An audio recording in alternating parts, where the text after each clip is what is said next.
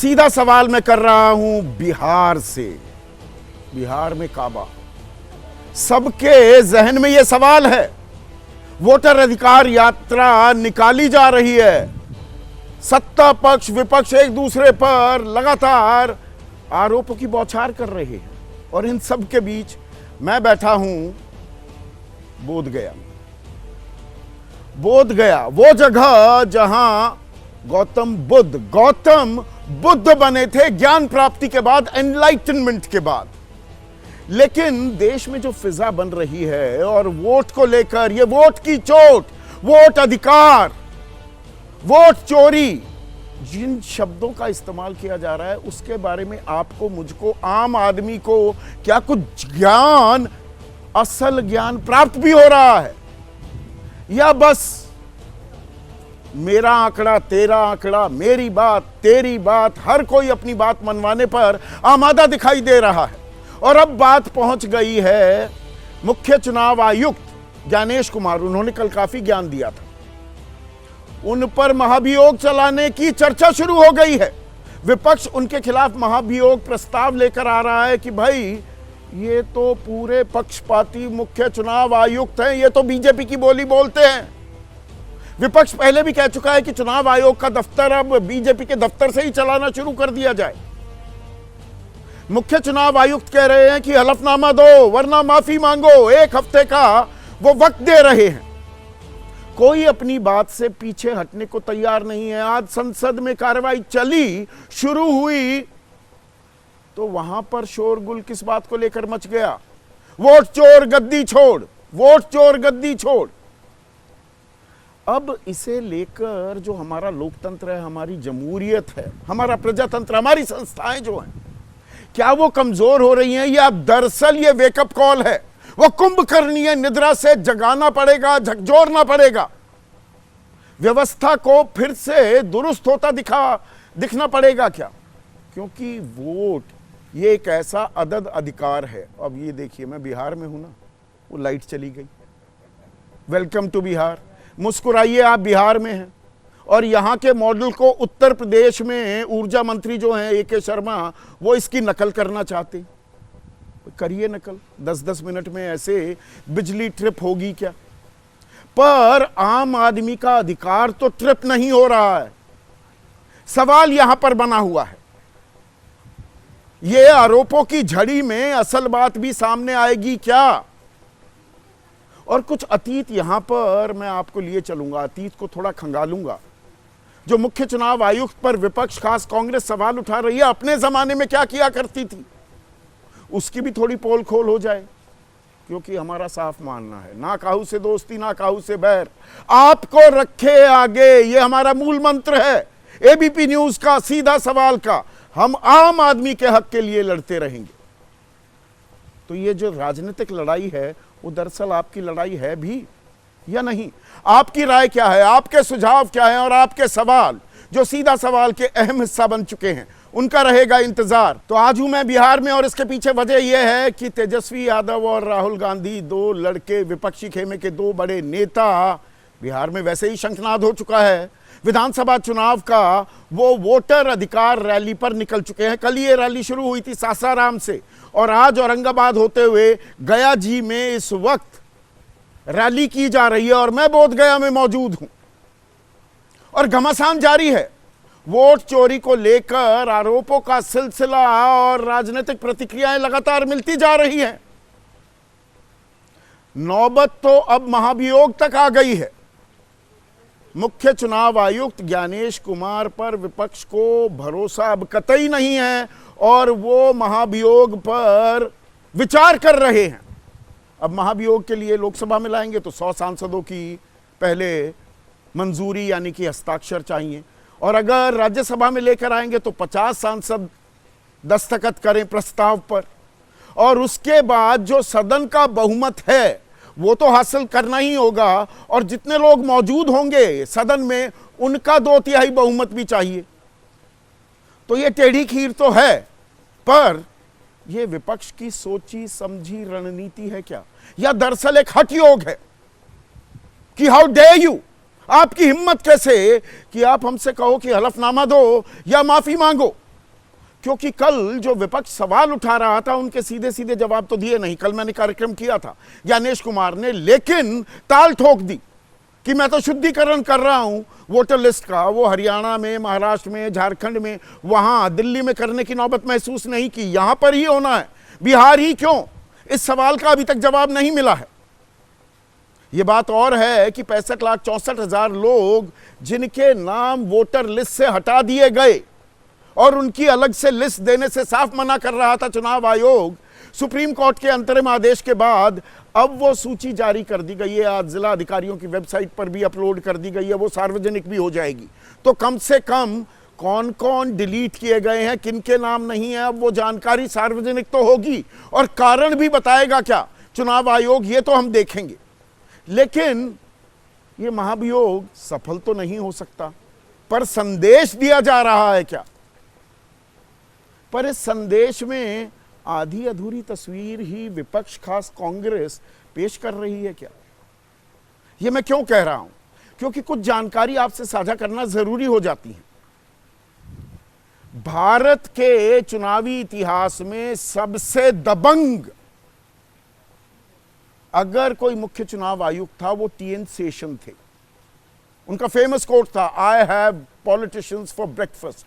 नाश्ते में मैं राजनेताओं को खा जाता हूं, इनकी नहीं सुनता। और उनकी इसी बेबाकी से इतने आजिज आ गए, इतना परेशान हो गया था वाम खेमा कि उनके खिलाफ महाभियोग लाने की योजना बनने लगी 1992 में। खैर वो सिरे नहीं चढ़ी, लेकिन 1993 में तत्कालीन प्रधानमंत्री पीवी नरसिम्हा राव ने चुनाव आयोग में सिर्फ एक मुख्य चुनाव आयुक्त होता था और कोई आयुक्त नहीं, 2 और आयुक्त नियुक्त कर दिए। दाएं और बाएं एक एक आयुक्त बिठा दिया टीएन शेषन के, एमएस गिल और जीवीजी कृष्णमूर्ति की पर कतरे जाएं, थोड़ा दबाव बने। यह बात और है कि टीएन शेषन नहीं माने, इतिहास के पन्नों में स्वर्णिम अक्षरों में अपना नाम दर्ज करा गए। अब 2009 में आते हैं। 2009 में लाल कृष्ण आडवाणी, उस वक्त बीजेपी के सबसे बड़े नेता, उन्होंने राष्ट्रपति, प्रतिभा पाटिल थी नहीं, एपीजे अब्दुल कलाम थे, उनको ज्ञापन सौंपा कि नवीन चावला ये जो चुनाव आयुक्त हैं ये तो भाई पार्टिजान है, यानी कि भेदभाव करते हैं, ये कांग्रेस की बोली बोलते हैं, सीधा बोलूं तो। सुप्रीम कोर्ट भी चले गए।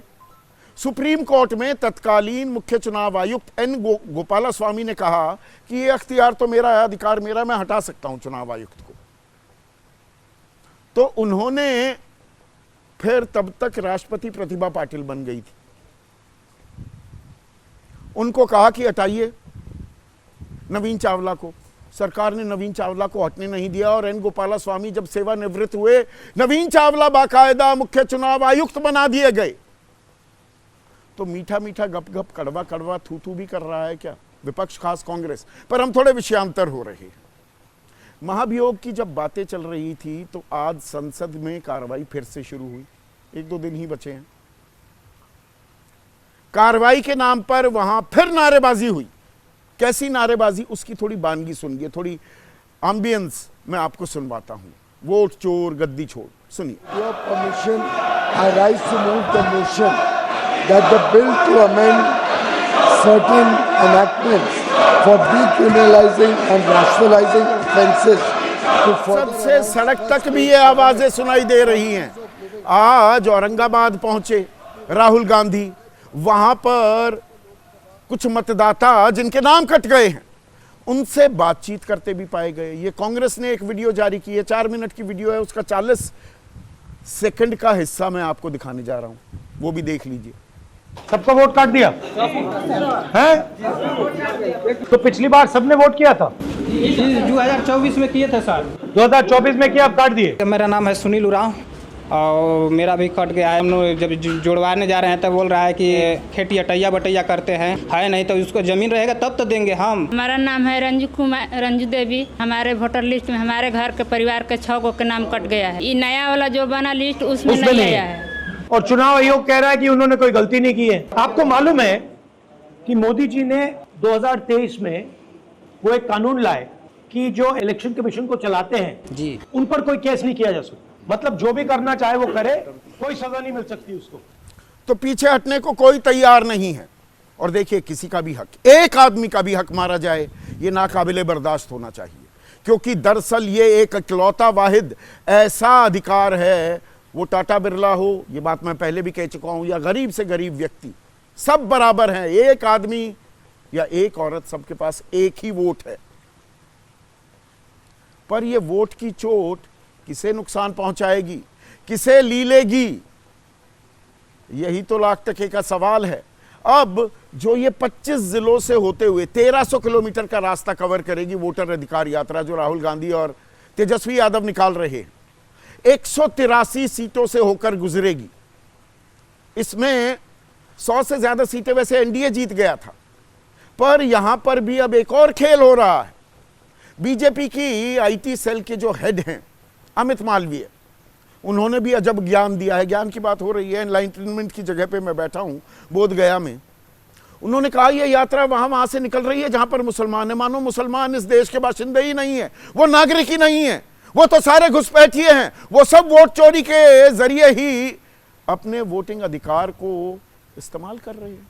यह बात बात पर हिंदू मुसलमान, हर चीज पर हिंदू मुसलमान, मतलब भारत में कहीं मुसलमान रह रहा है, इस पर भी हाय तौबा मचने लग जाए। यह भी राजनीति का एक पहलू आपके सामने पेश हो रहा।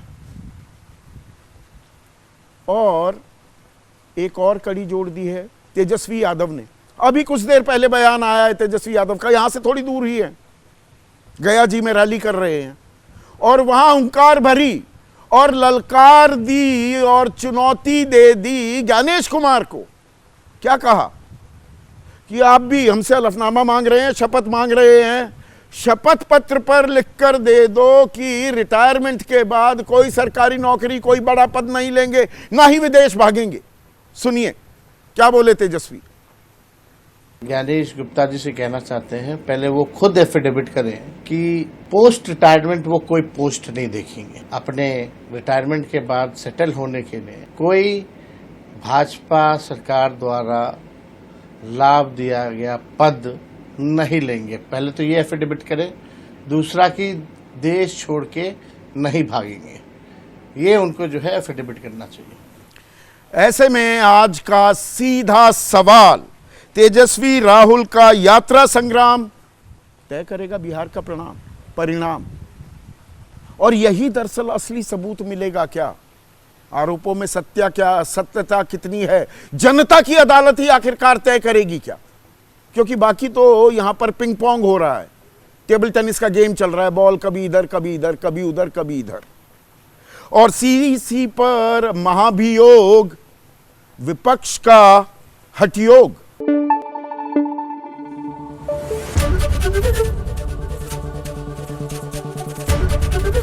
एबीपी न्यूज आपको रखे आगे।